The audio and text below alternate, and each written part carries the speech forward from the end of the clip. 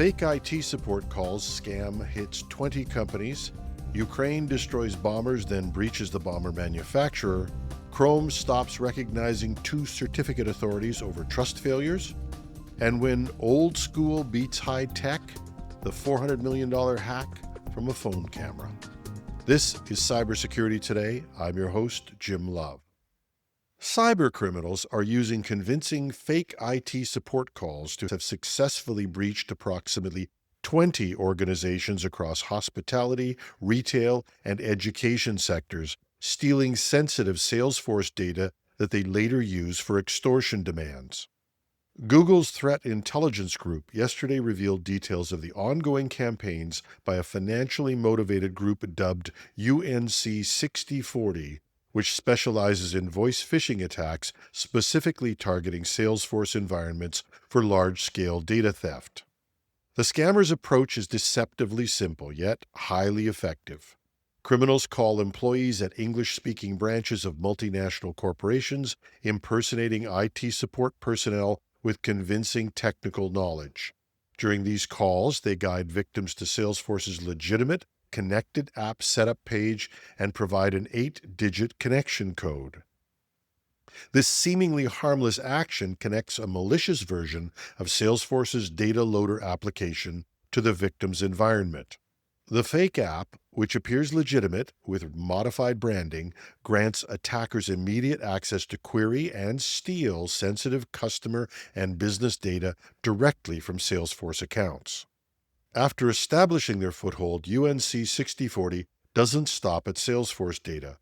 The group uses harvested credentials to move laterally through victim networks, accessing additional platforms including Okta, Microsoft 365, and Workplace to maximize their data theft. The attackers also trick victims into visiting fraudulent sites from their mobile devices during social engineering calls to capture additional authentication credentials. What makes this campaign particularly concerning is the timing of these extortion demands. Google reports that in some cases, criminals wait several months after the initial breach before demanding ransom payments, suggesting UNC 6040 may be partnering with separate groups that specialize in monetizing stolen data.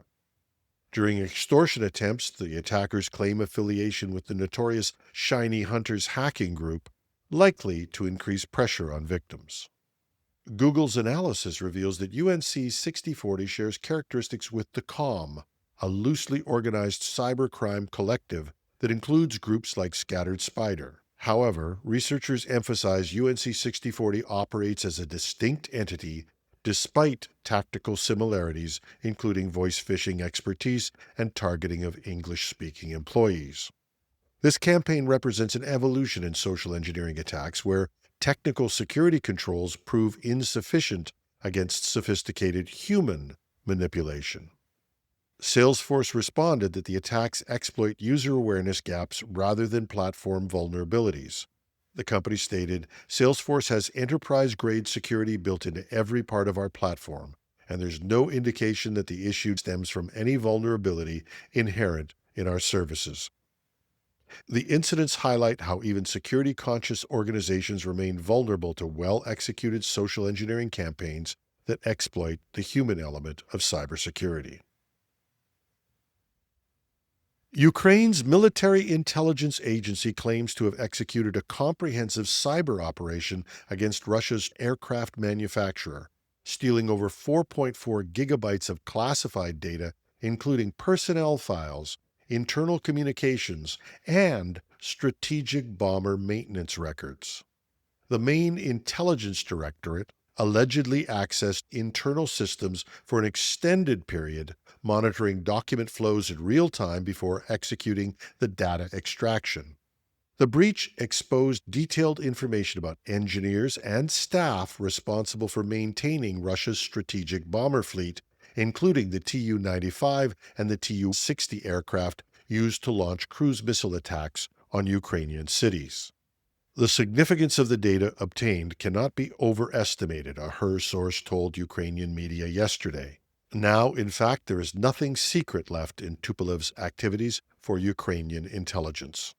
The stolen data includes official correspondence, home addresses, resumes, purchase records, and closed meeting minutes, intelligence that could enable future targeted operations against specific personnel or facilities within Russia's defense industrial complex. Ukrainian operatives marked their breach by replacing Tupolev's website homepage with an image of an owl clutching a Russian aircraft, referencing HER's insignia while demonstrating their ability to penetrate and control enemy digital infrastructure. The website now redirects to the United Aircraft Corporation's main portal. This represents the latest evolution in Ukraine's cyber capabilities, which have increasingly targeted critical surveillance and defense infrastructure. Recent operations suggest Ukrainian intelligence agencies can compromise not only data systems, but also surveillance networks, with speculation that they accessed Russian security cameras during the recent Crimean bridge attack based on stable footage showing explosions but no camera movement or vibrations. The Tupolev breach provides comprehensive intelligence about Russia's strategic aviation capabilities at a time when Ukraine is conducting coordinated cyber-physical operations. The timing, just days after Operation Spiderweb's drone attacks on Russian airbases, suggests a systematic campaign combining kinetic strikes with intelligence gathering. Tupolev, under international sanctions since 2022, produces the strategic bombers that have been central to Russia's missile campaign against Ukrainian infrastructure. The cyber operations potentially expose the entire personnel structure supporting these critical military assets. The combination of physical destruction and digital intelligence gathering represents a new model of asymmetric warfare, where cyber operations provide the knowledge necessary for sustained pressure against strategic targets while mapping enemy capabilities for future operations. Google Chrome will stop trusting digital certificates from two major certificate authorities, Taiwan's Chunghwa Telecom and Hungary's NetLock, starting August 1st, citing patterns of concerning behavior and compliance failures. Beginning with Chrome 139, websites using certificates issued by these authorities after July 31st will trigger security warnings telling users your connection is not private. While users can still access these sites by clicking through the warnings, the broken trust will disrupt millions of web visitors.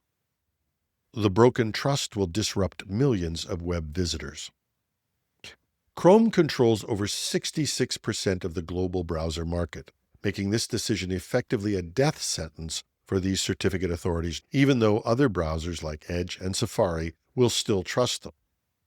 Google cited patterns of compliance failures, unmet improvement commitments, and the absence of tangible, measurable progress over the past year. Both authorities failed to meet industry security standards and didn't deliver on promises to fix their practices. This follows a similar action against Entrust in November 2024 when Google stopped trusting new certificates from that authority after years of compliance issues. Google is tightening standards across the certificate industry. Certificate authorities serve as the Internet's trust gatekeepers, verifying websites' identities and enabling the HTTPS encryption that powers secure web connections. When a major browser loses confidence in a certificate authority, it exposes fundamental problems in how Internet security is managed. The move demonstrates Google's growing willingness to use Chrome's market dominance to enforce security standards, effectively deciding which certificate authorities can participate in the global web infrastructure. Website operators using affected certificates should switch to a trusted authority immediately to avoid user disruption. And finally, here's your reminder that the simplest attacks are often the most powerful. Coinbase, one of the world's most sophisticated cryptocurrency exchanges, just got taken for up to $400 million. Not because some technical genius cracked their encryption, but due to someone taking photos with their phone. While security experts spend millions on advanced firewalls, encryption, and zero-trust networks, hackers simply bribed employees of a firm that Coinbase outsourced to in India. All the person had to do was point her personal smartphone at her computer screen and snap pictures of customer data. No sophisticated malware, no nation-state cyber weapons, no AI-powered attacks, just a camera where it shouldn't be and some cash to pay them to do it. The employee I'm talking about was caught red-handed photographing sensitive customer information, including names, addresses, social security numbers, and bank details. She and an accomplice had been feeding this data to hackers for months before getting busted in January. The really embarrassing part? There are reports that Coinbase knew about this phone camera spy operation back in January, but only disclosed it publicly in May, and only then because the hackers sent them a $20 million Bitcoin ransom demand, threatening to leak everything online. In fairness to the company, they did the right thing by not paying the ransom, but they went an extra step and offered the $20 million as a reward to anyone who could find these criminals. More than 200 Task Us employees lost their jobs in the aftermath, and nearly 70,000 Coinbase customers had their personal data compromised. All because someone remembered that sometimes the best way to steal digital secrets is with an analog approach. It's a perfect reminder you can build the most secure digital fortress in the world, but if someone can walk up to your screen with a camera, all that technology doesn't matter. Sometimes the old ways work just fine. And that's our show for today.